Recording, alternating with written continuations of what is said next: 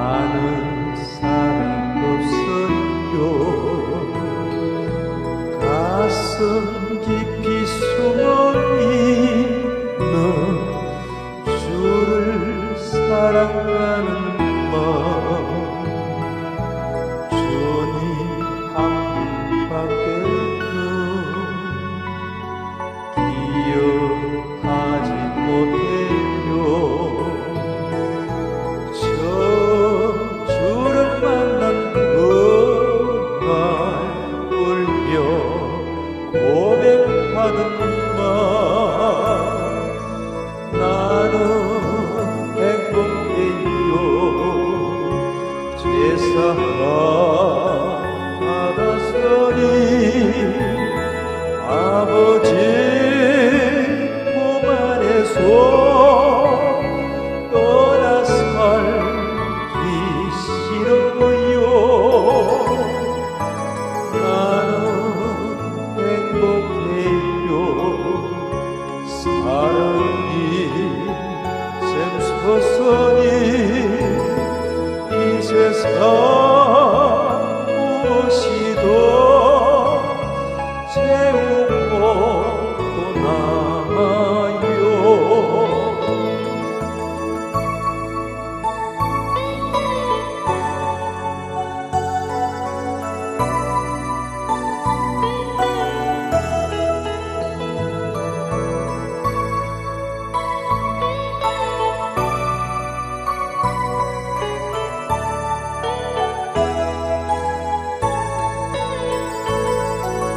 주님 한 분밖에는 사랑할 일 없어요. 작은 가슴 뼈가 굵게 주님 피가 흘러요. 주님 한 분밖에는 약속함이 없어요. 나를 믿고 따르는 자 반석 예수리라. 나는 행복해요. 제사 받았으니 아버지 품 안에서 떠나 살기 싫어요. 나는 행복해요. 사랑이 샘솟으니 이 세상 무엇이도 채우고 남아요.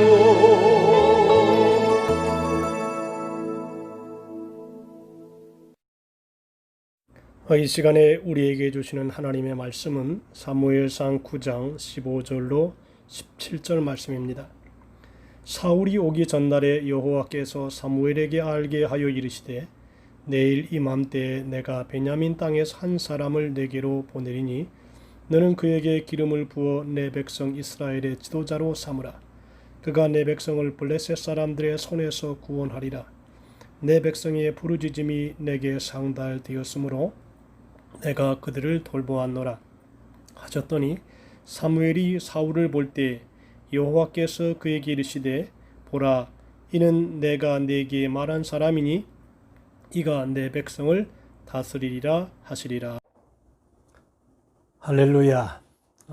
이 오늘 오후 예배 시간은 읽어드린 말씀을 중심으로 해서 만남에 대해서 말씀을 올려드리도록 하겠습니다.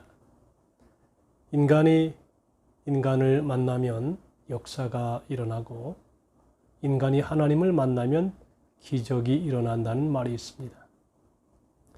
만남이란 인간에게 대단히 중대한 영향을 미치게 됩니다. 오늘 본문에는 사울이 하나님의 종 사무엘을 만나게 됩니다.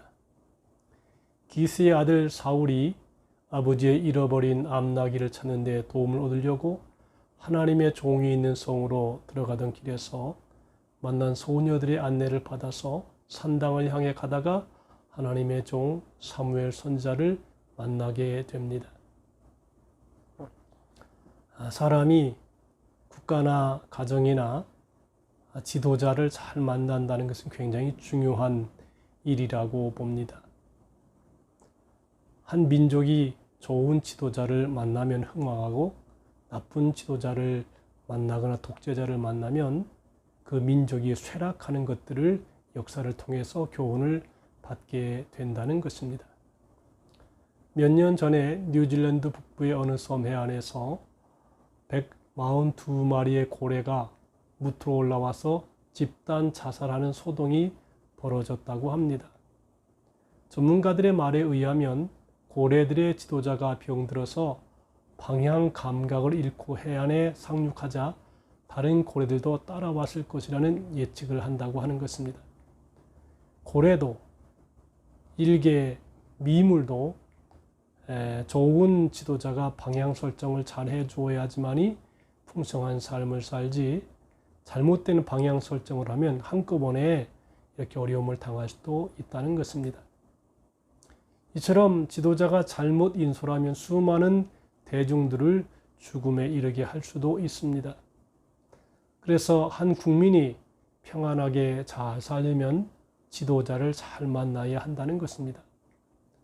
오늘 본문에는 사울과 사무엘의 만남이 어떻게 이루어졌는가를 우리에게 설명하여 주고 있습니다. 오늘 첫째로 보면 제사 드리러 왔던 사무엘을 만날 수 있습니다. 12절에 보니까 오늘 산당에서 제사 드림으로 하면서 산당이라는 말이 나옵니다. 산당을 뜻하는 원어의 원뜻은 배후 또는 산등성이라는 의미를 가지고 있습니다. 구약 성경에서 이 말은 보통 산이나 언덕에 위치한 예배 초소라는 특별한 의미로 사용되었는데 흔히 우상 숭배와 관련되는 거짓 종교의 산당을 나타내는 데 사용되었습니다. 또 주로 이 산당은 산과 같은 지리적으로 높은 곳에 위치했는데 에스겔서 36장 2절에 보면 이렇게 높은 산당을 높은 곳으로 세운 이유는 예배자들로 하여금 자기가 관계하고 있는 세속으로부터 떨어져 있어서 하늘에 보다 좀 더 가까이 접근할 수 있다는 심리적인 작용 때문이었을 것이라고 봅니다. 또한 산당은 이스라엘 족장 시대에 아브라함, 이삭, 야곱 이런 족장 시대의 종교적 유산으로 계속 전해져 내려오다가 점체적으로 정죄되기 시작했는데 그 이유는 성전의 성결성이 강조되었을 뿐 아니라 거기서 드리는 제사의식이 자연 숭배로 하락되고 타락되었기 때문입니다.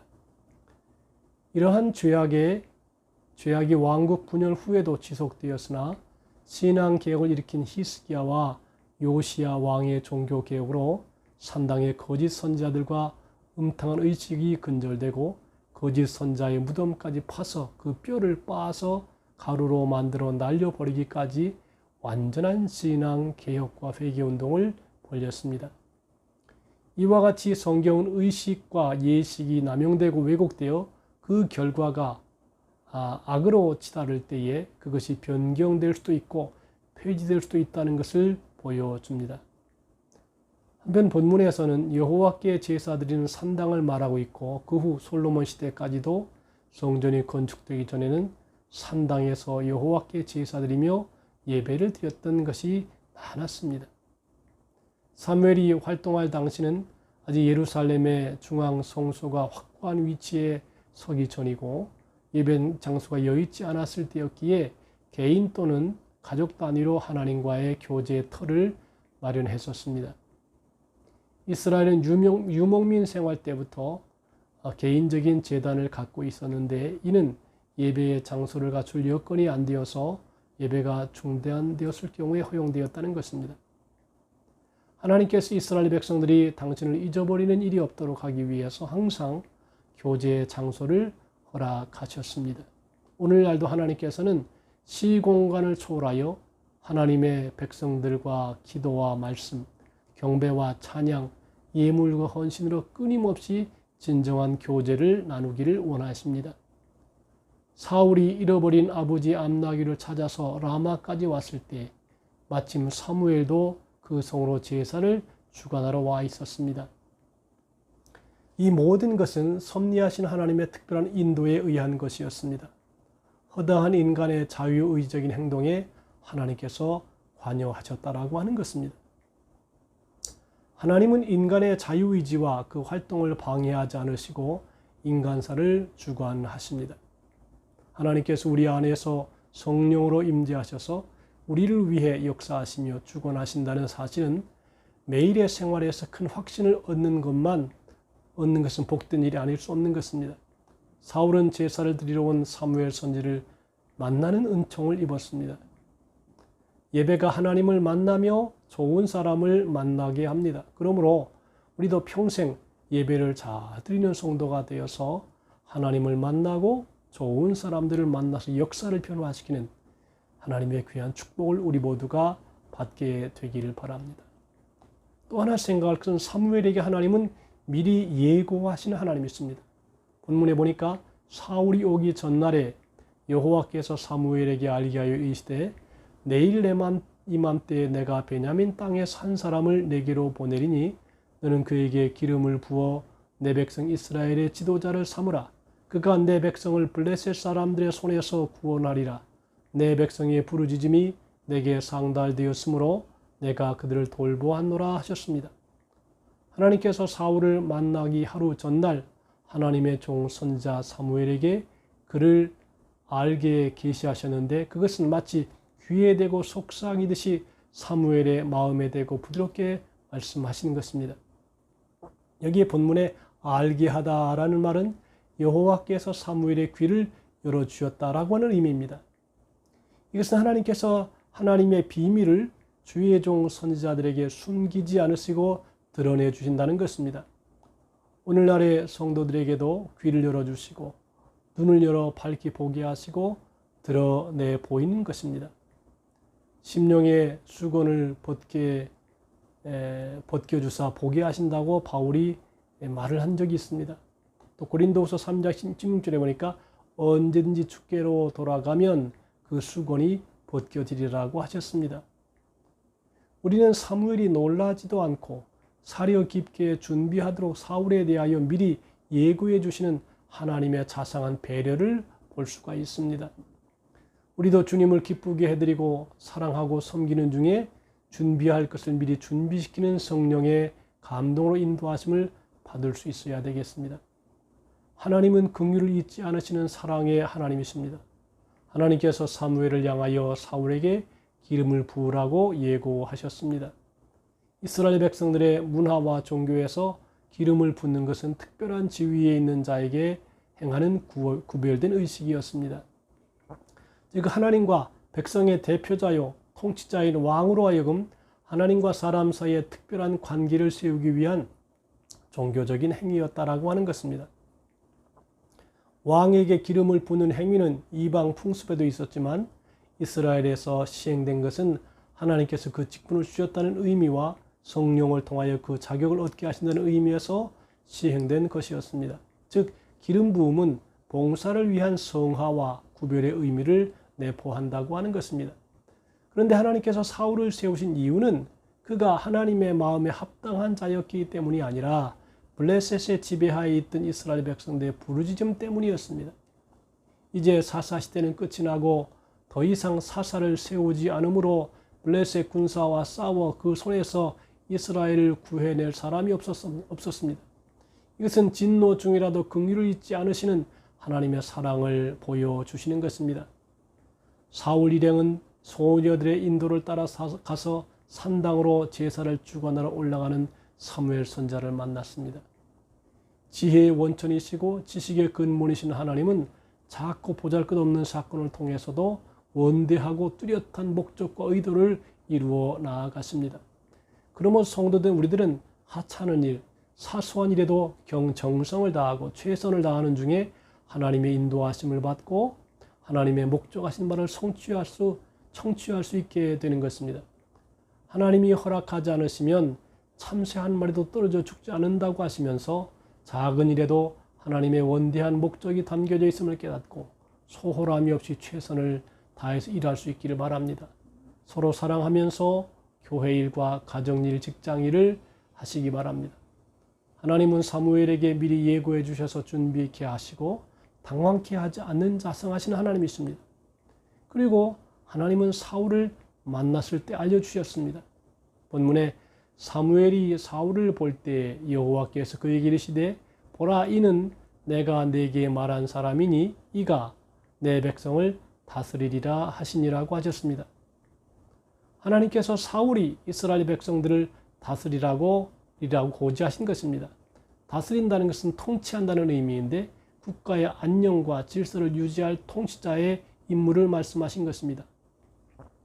하나님께서 이스라엘이 왕으로 인해서 받을 고난을 알기에 허락하지 않으셨으나 이스라엘 주변 민족의 강포한 손으로부터 그의 백성을 구출도구로 쓰시기 위해서 왕을 허락하셨다라고 하는 것입니다. 왕이나 지도자는 하나님께서 자기의 명예나 권세를 위하고 영달을 위해 주신 것이 아닙니다. 도리어 백성들의 안위와 질서를 확립하고 고통에서 구원하시기 위해서 세우신 것입니다.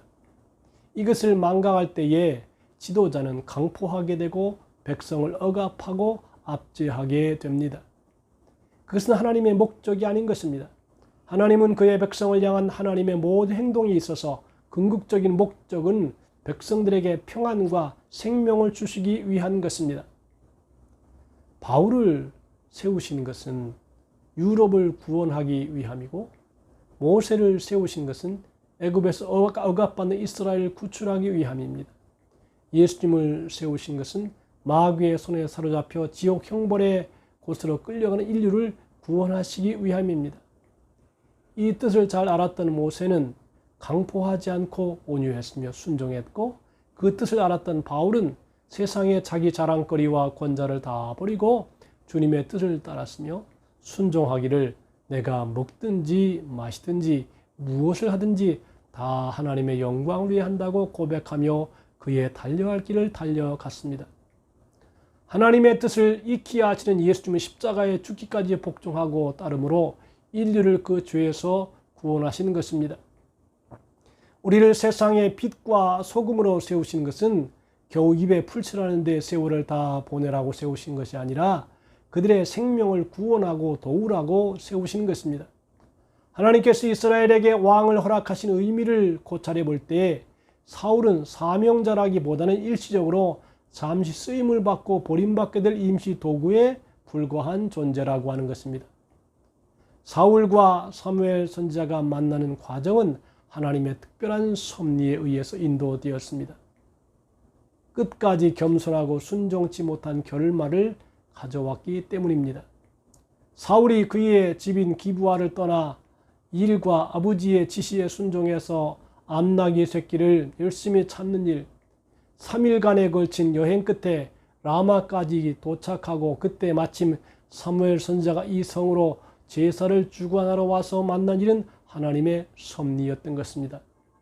이 모든 사건의 배후에는 하나님께서 사울에 관한 일을 성취하기 위해서 준비하시고 주관하신 것입니다.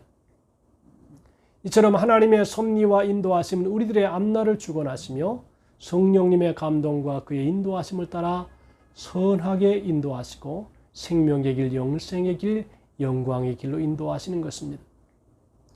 예수님 때문에 우리가 저주에서 풀려났고 죄악의 줄을 끊어 주셨고 진리 안에서 자유케 하셨고 평안케 하셨으며 천국 가는 믿음을 주셨습니다. 저는 사도 바울의 사역을 가만히 이렇게 보면 솔로의 사역이 아니었습니다. 혼자 사역하는 사역이 아니었습니다. 에베소서나 고린도전서나 후서나 로마서나 가만히 그 하나하나를 읽어보면 그 마지막 장에는 꼭 사도 바울과 동역한 만남의 위대한 축복을 기록하고 있습니다. 그러면서 마지막에 그 이름을 하나하나 거명하면서 그들의 수고와 격려를 이렇게 축복해주고 또 위로해주고 또 동역해주는 것에 대하여 감사하는 인사를 꼭 한 것을 보게 됩니다. 우리 인생은 평생 만남의 존재입니다. 태어나면서부터 부모와 만나고, 성장하면서 학교에서 스승을 만나고, 또 성장해서 이제 가정을 이루는 아내와 남편을 만나고, 또 며느리를 만나고, 손자를 만나고, 가족의 범위가 점점 커지고 확대가 됩니다. 우리가 좋은 만남을 가지면 큰 위대한 은혜의 역사를 나타낼 수 있습니다. 그래서 사도 바울은 곳곳마다 참 좋은 사람을 많이 만난 것 같습니다. 동역자들, 브리스가와 아굴라 부부, 베베 집사, 아리스타고, 또 여러 하나님의 사람들을 잘 만나서 그들이 영적으로 육적으로 도움을 주고 힘을 얻게 하고 유쾌하게 하고 상쾌하게 하는 그런 일들을 성경에 기록하고 있습니다. 우리는 평생을 살아가면서 끊임없는 만남 속에서 삶의 교제를 갖습니다. 우리가 좋은 만남을 만들어 나가야 되고 우리도 또 좋은 사람을 만들어야 됩니다. 만남은 인생의 행복과 불행을 결정하기도 합니다. 악한 사람 만나면 아주 마음의 고통을 당하고 고심하고 괴로워하고 슬퍼합니다. 사도 바울도 아주 좋은 하나님의 종들을 많이 만났죠. 디모데, 디도, 또 여러 사람들을 만났는데 그 중간에도 보면 배신자도 간혹 이렇게 들어가는 것도 봅니다. 여러분들, 우리는 평생 동안에 하나님이 우리에게 좋은 만남을 주시도록 기도해야 되겠습니다. 또 우리가 좋은 만남의 대상자가 되어야 하겠습니다. 누가라고 하는 사람은 사도 바울과 만남을 통해서 바울 사도의 사역을 몸이 불편한 가운데도 가만히 보면 사도 바울은 참 육적으로 고생을 많이 했는데 누가라고 하는 의사 사역자가 많이 도움을 준 것 같습니다. 그래서 몸이 아플 때 돌보아주고 또 치료해주고 건강을 잘 살펴주었지 않나 봅니다.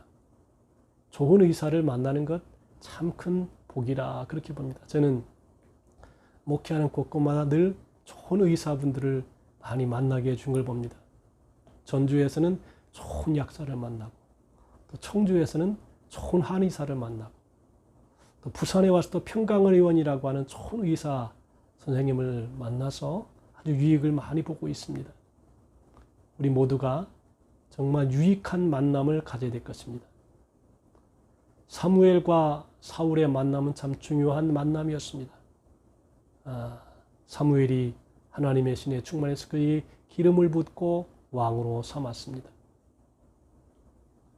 여러분, 일평생 동안에 우리가 여러 가지 만남을 만나지만 이렇게 은혜를 주고 덕을 끼쳐주고 사랑을 주고 복을 빌어주는 또 격려하고 힘을 얻게 하는 좋은 만남의 사람들이 되어야 되겠습니다.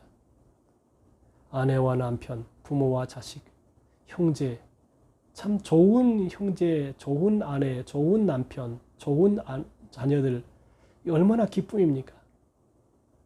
그렇지 않은 분들도 간혹 있는 것 같습니다. 여러분들 남은 평생 하나님의 축복을 받아서 사울이 사무엘을 만나서 왕으로 기름 부음 받고 하나님의 뜻을 이룬 것처럼 우리도 평생 좋은 만남을 우리가 만들어내고 또 다른 사람에게도 기쁨을 안겨주는 그런 삶을 살 수 있게 되기를 바랍니다. 역시 인생은 좋은 만남을 통해서 좋은 역사를 만들어냅니다. 코로나19가 나라에 확산되고 있지만 하나님이 여러분을 보호해 주시기를 바랍니다. 우리는 하나님이 지켜주시고 보호해 주십니다. 그래서 하나님의 자비 속에 복되게 인생을 살아갈 수 있기를 주님의 이름으로 축복합니다. 기도하십시다. 오 하나님 우리 아버지 감사합니다. 우리가 남은 평생 사무엘이 사울을 만나서 왕으로 기름 부어주고 하나님의 뜻을 이루어 나아간 것처럼 우리가 하나님의 섭리와 뜻에 따라서 좋은 만남을 갖고 또 좋은 유익을 주고 유쾌하고 성쾌하고 통쾌한 삶을 주위의 사람들에 안겨줄 수 있는 그러한 삶이 되게 도와주옵소서. 사도 바울은 스데바나와 아가이고에 온 것을 기뻐했고 그들은 그들의 삶을 시원하게 했다고 말씀했습니다. 우리 서로가 선함을 안겨주는 삶을 살아가게 도와주옵소서. 예수님의 이름으로 기도하옵나이다. 아멘.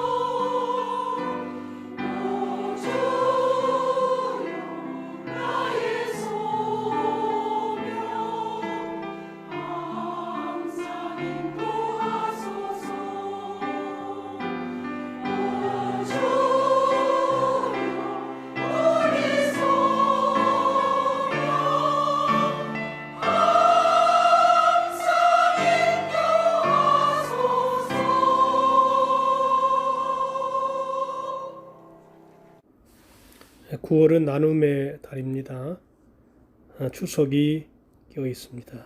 모두 잘 준비할 수 있기를 바라고, 자유민주주의가 수호되는 나라가 되고 포괄적 차별금지법이 국회에서 통과되지 못하도록 기도합시다. 청년대학교의 수련회가 코로나19로 인하 연기되었습니다. 코로나19가 다시 확산 추세에 있습니다. 8월 말까지는 비대면 예배를 드리고 그 다음에는 정상으로 돌아오도록 하겠습니다. 생활거리두기를 잘 실천하셔서 건강한 생활을 하시기 바랍니다. 할 수 있으면 성도인은 모두 독감 예방주사를 접종하시면 건강에 도움이 될 것 같습니다. 교회 헌금을 부산은행에 교회 모계자로 보내주시면 감사하고, 또 그렇지 않더라도 주일날 오실 때 드리면 되겠습니다. 다음 주일날 기도는 이기원 장로님, 오후 기도는 최임주 권사님, 3일 예배 기도는 이수환 장로님 있습니다. 병원에 입원하고 계시는 우리 성도들을 위해서 기도해 주시기 바라고, 또 우리가 늘 은혜 속에 근신해서 복된 삶을 살아갈 수 있기를 바랍니다. 축도하고 예배를 모두 마치겠습니다. 이제는 우리 주 예수 그리스도의 무한하신 은혜와 하나님 아버지의 극진하신 사랑하심과 보혜사 성령님의 감화 감동하심이 사울이 사무엘을 만나서 왕으로 기름 부음 받은 꽃 축복을 받은 것처럼 우리의 삶도 좋은 사람을 만나고 축복의 사람을 만나고 그뿐 아니라 축복해 주는 사람이 되어서 일평생 하나님의 은총과 은혜 안에 거하는 복된 삶을 누리는 축복을 우리 모두가 다 받을 수 있도록 역사해 주시옵소서. 감사하오며 예수님의 이름으로 축원하옵나이다. 아멘. 이상으로 예배를 모두 마쳤습니다.